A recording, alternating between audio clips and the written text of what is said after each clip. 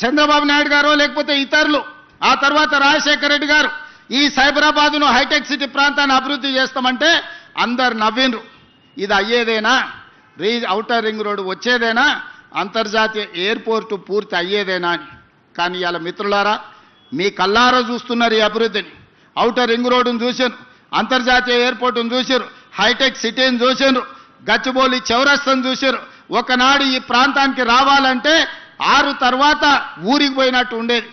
ఇవాళ నగరమే ఇక్కడ ఉన్నది, అక్కడున్న నగరం నిద్రపోతుంది 9 తర్వాత.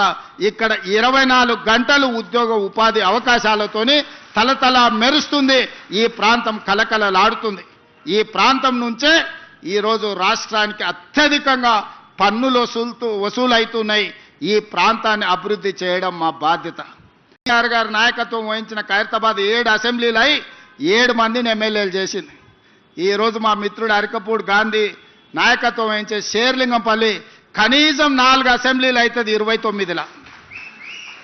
నియోజకవర్గాల పునర్విభజన జరగబోతుంది. నియోజకవర్గాల పునర్విభజన 2029లో జరగబోతుంది.